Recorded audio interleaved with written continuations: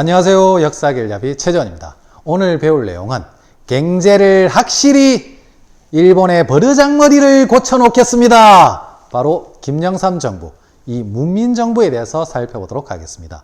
김영삼 정부 하면 여러분 어떠한 내용이 떠오르나요?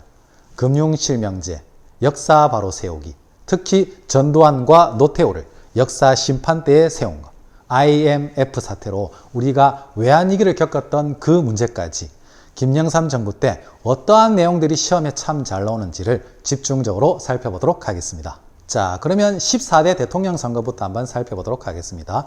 14대 대통령 선거가 92년 12월 달에 치러지게 되는데 이때 대통령 후보로 나왔던 사람이 YS, 김영삼, DJ, 김대중, 그리고 정주영, 현대그룹 회장이었습니다.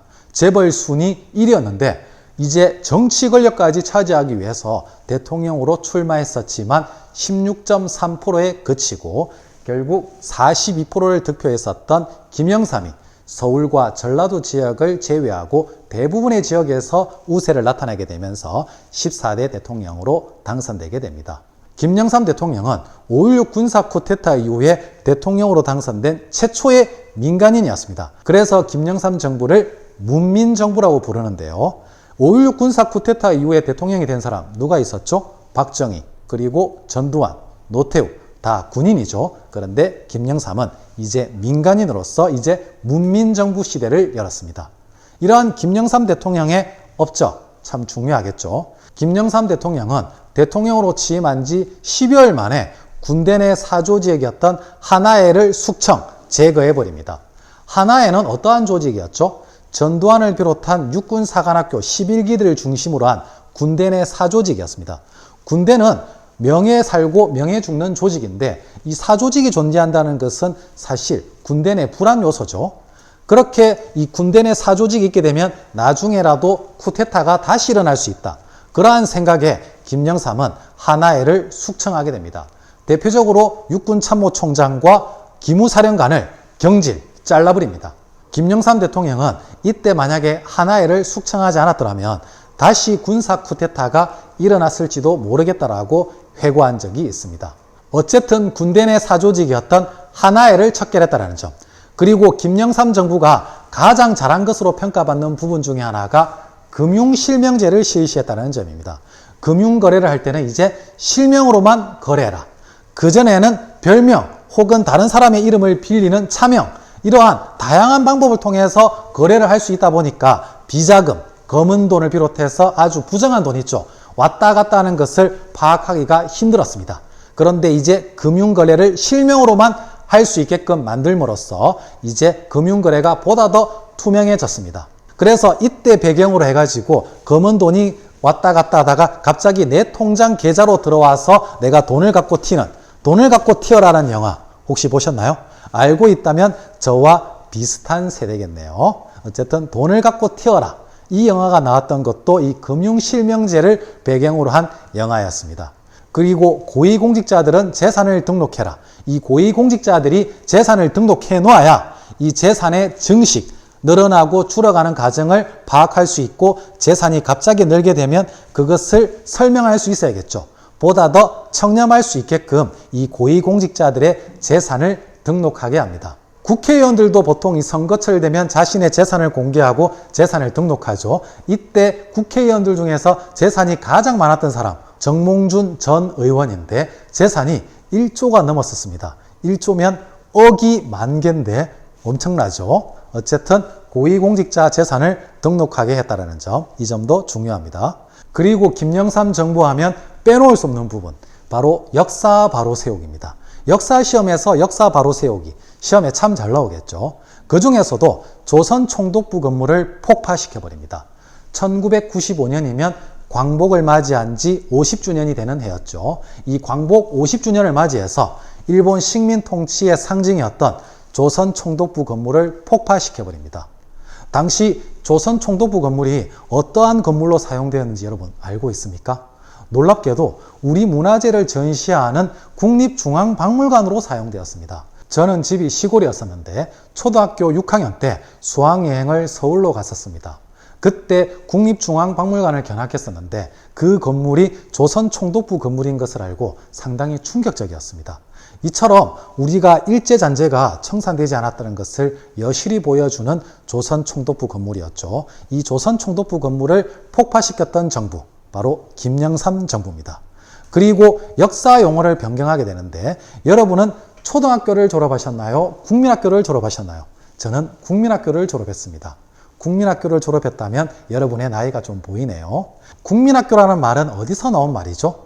1941년에 일제가 소학교에서 국민학교로 이 민족 말살 통치를 강화해 나가는 과정 속에서 이제 황국 신민을 길러내는 일본 천황나라의 신하와 백성을 키워내는 학교, 그 학교가 국민학교죠. 국민학교 명칭이 우리가 광복을 맞이한 지 50년이 지난 지금도 이 국민학교라는 명칭을 쓰다 보니까 이 용어를 바꿔야겠다. 그래서 국민학교에서 초등학교로, 그리고 부정선거로 이승만 정부를 몰아냈었던 4.19 혁명을 그전에는 4.19 의거, 의로운 거사라고 불렀었는데 4.19 의거를 4.19 혁명으로 역사 용어를 변경했습니다. 그리고 광주 사태라고 부르던 것을 5.18 광주 민주화 운동, 이렇게 역사적인 용어를 변경했다는 점, 이 점도 기억해야 됩니다.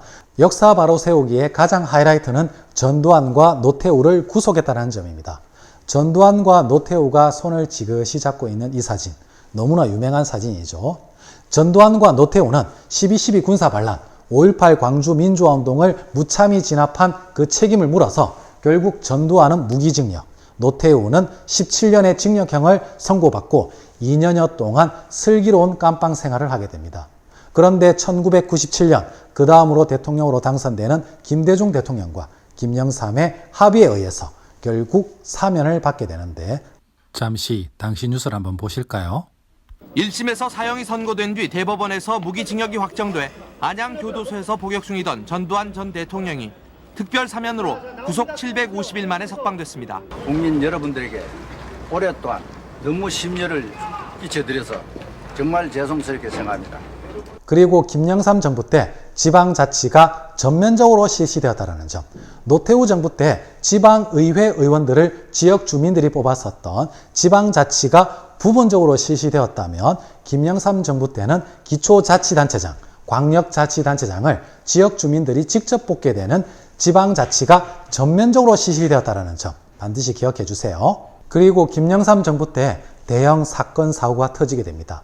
멀쩡하던 성수대교가 무너지고 백화점이었던 삼풍백화점이 붕괴, 무너지게 됩니다. 그러면서 당시 고속 성장만을 추구했었던 이 한국 현대사회의 문제가 그대로 드러나게 되는데, 사실 김영삼 대통령 입장에서는 상당히 억울했겠죠. 김영삼 대통령 때 만들어진 건물이 아니었습니다. 그 전에 얼마나 빠른 성장만을 추구하고 당연히 좋은 자재를 사용해서 건물을 지어야 되는데 부실공사, 이 날림공사, 중간에 돈 떼어먹고 이러한 공사를 통해서 한국 현대사회의 문제가 그대로 드러나게 되면서 지지율이 아주 많이 떨어지게 됩니다. 그리고 WTO에 가입하게 되면서 한국 경제가 본격적으로 세계 경제에 뛰어들게 됩니다. 그리고 경제협력개발기구인 OECD에 가입하게 되는데, 이 OECD에 가입하게 되면서 나름 이제 선진국 대열에 들어서게 됩니다. 그리고 1997년 응답하라 1997, 이 IMF 국제통화기금의 관리를 받게 되는 외환위기 사태를 겪게 됩니다. 이 IMF가 오게 된 결정적인 계기는 당시 재계순위 14위였었던 한보철강이 6조 원의 제철소를 짓기 위해서 무려 5조 원의 빚을 은행으로부터 대출하게 됩니다.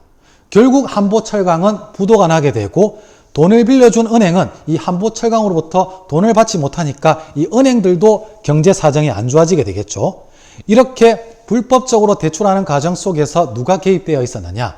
김영삼 대통령의 둘째 아들이었던 김현철이 깊숙이 개입되어 있음이 밝혀지게 되었고, 김현철은 구속되게 됩니다. 이렇게 되면서 김영삼 대통령 집권 초기의 지지율이 83%가 넘었었는데 집권 말기에는 6%대까지 떨어지게 됩니다. 한보철강의 부도에 이어서 대농, 진로, 쌍방울, 혜태 12개의 대기업들이 줄줄이 부도가 나게 되면서 이러한 기업들의 돈을 빌려줬었던 금융기관들, 은행들이 부실해지겠죠. 결국 IMF 관리 체제로 들어가게 되면서 살인적인 정리해고, 구조조정에 들어가게 되면서 많은 실직자들이 발생하게 됩니다. 이때 명예퇴직당한 우리 아버지들, 회사로 출근하지 못하고 산으로 출근했다는 사실 혹시 알고 있습니까? IMF 관리체제로 경제주권을 결국 상실하게 되고 그 다음 정부, 김대중 정부 때 이 IMF를 극복하게 되는데 그러한 내용들은 다음 시간에 제가 정리하도록 하겠습니다. 오늘의 필기, 오늘은 김영삼 정부에 대해서 살펴보았습니다. 김영삼 정부는 IMF라는 외환위기 사태를 겪었지만 문민정부가 출범하면서 금융실명제, 역사 바로 세우기 같은 굵직한 일들이 많이 있었습니다. 이러한 내용들을 잘 정리하면 되겠습니다. 그리고 제가 마지막으로 팁을 드리자면 WTO, OECD 가입, IMF 이러한 내용들은 어떠한 정부 때 있었던 일인지를 자주 물어보기 때문에 영어가 들어가는 내용들은 어떠한 정부 때 있었던 사건이다. 바로 김영삼 정부 때 있었던 사건이다. 영어가 들어가면 김영삼 정부 때 이렇게 기억하면 되겠습니다.